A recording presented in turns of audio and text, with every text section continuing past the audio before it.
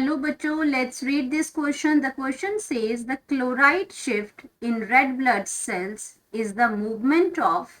अब पूछ रहे हैं कि क्लोराइड जो शिफ्ट है जो रेड ब्लड सेल्स के अंदर आपका जो रेड ब्लड सेल्स के अंदर होती है, इसकी जो मूवमेंट होती है वो कहाँ होती है.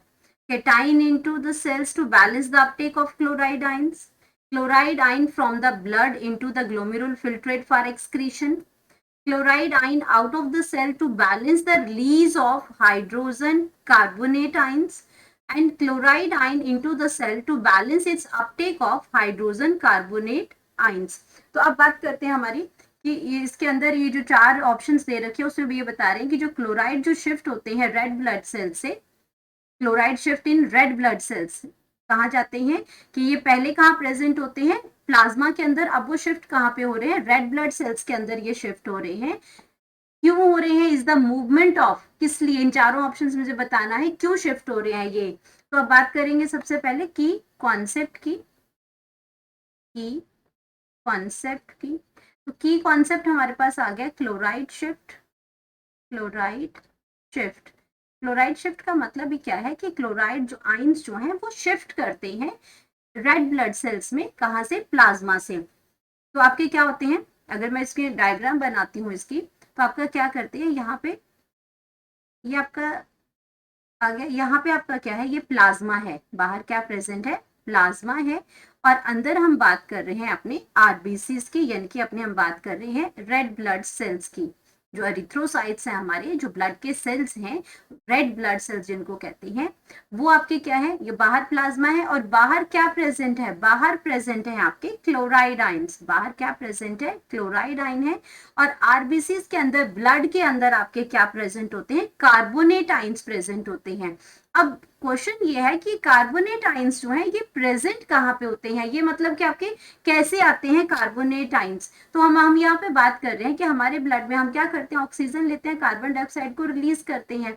अब कार्बन डाइऑक्साइड का जो ट्रांसपोर्ट होता है, अगर मैं इसमें कार्बन डाइऑक्साइड के ट्रांसपोर्ट की बात करती हूँ, तो कार्बन डाइऑक्साइड का जो आपका ट्रांसपोर्टेशन है वो आपका प्लाज्मा, डिजोल्व प्लाज्मा के फॉर्म में भी होता है, वो आपका Hb के साथ बाइंडिंग भी करता है. लेकिन जो आपका मेजर 70% जो आपका ट्रांसपोर्ट होता है कार्बन डाइऑक्साइड का, वो कार्बोनेट आयंस के थ्रू होता है. ब्लड के अंदर जो कार्बन डाइऑक्साइड का जो इसमें ट्रांसपोर्ट है वो आपका कैसे होता है, आपका H का, इसमें हाइड्रोजन कार्बोनेट की फॉर्म्स में होता है. इसको हम क्या कहते हैं, हाइड्रोजन कार्बोनेट्स उसको हम कहते हैं, हाइड्रोजन हाइड्रोजन कार्बोनेट्स. अब ये हाइड्रोजन जो आपके कार्बोनेट आयंस है इसके थ्रू इसकी ट्रांसपोर्टेशन होती है. तो अब इसमें क्या प्रेजेंट होता है और ये बनता कैसे है, ये आपका आरबीसीज के अंदर क्या हो रहा है, कार्बन डाइऑक्साइड प्रेजेंट होती है. कार्बन डाइऑक्साइड के साथ क्या होता है, वाटर ऐड करता है, और वाटर जब ऐड करता है तो ये बनाता है कार्बोनिक एसिड. अब कार्बोनिक एसिड क्या करता है, डिसोशिएट कर जाता है, और डिसोशिएट जब ये करता है तो ये बना देता है HCO3 नेगेटिव. तो ये आपके वो हाइड्रोजन कार्बोनेट है. और इस प्रोसेस को जो करने के लिए हमारे पास जो एंजाइम जो यूटिलाइज होती है, जो एंजाइम हमारी वर्क करती है, वो है कार्बोनिक कार्बोनिक एनहाइड्रेज एंजाइम है. ये क्या है, एक एंजाइम है.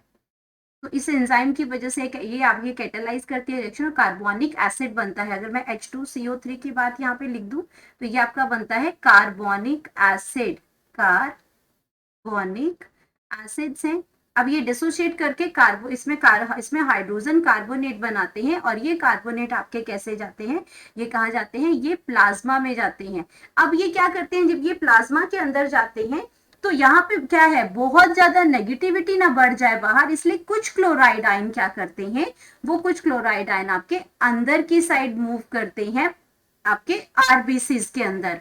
तो प्लाज्मा से ये आरबीसीज के अंदर जाते हैं सिर्फ न्यूट्रलाइज करने के लिए, उसमें जो आपका जो नेगेटिविटी है उसको बैलेंस करने के लिए, जो आपका ये सिर्फ उसमें एक बैलेंस क्रिएट करने के लिए ये आपके प्लाज्मा से आरबीसीज के अंदर जाते हैं. क्योंकि यहाँ पे क्या जा रहे हैं, हाइड्रोजन कार्बोनेट जो है वो प्लाज्मा के अंदर जा रहे हैं ट्रांसपोर्टेशन के लिए. तो आपका इसी वजह से इसमें क्या होता है. तो अब हम अपनी ऑप्शंस को चेक करते हैं. Cation into cells to balance its uptake of chloride ion. तो यहाँ पे केटाइंस की बात नहीं हो रही है, यहाँ पे एनाइंस की बात हो रही है, क्लोराइड एनाइन की बात हो रही है, तो ये ऑप्शन आपका गलत हो जाएगा। Chloride ion from the blood into glomerular filtrate, glomerular filtrate की हम बात करते हैं तो यहाँ पे हम किडनी की बात कर रहे हैं, ग्लोमेरुल फिल्ट्रेट की अगर है तो ये ऑप्शन क्या है जो आपका इसमें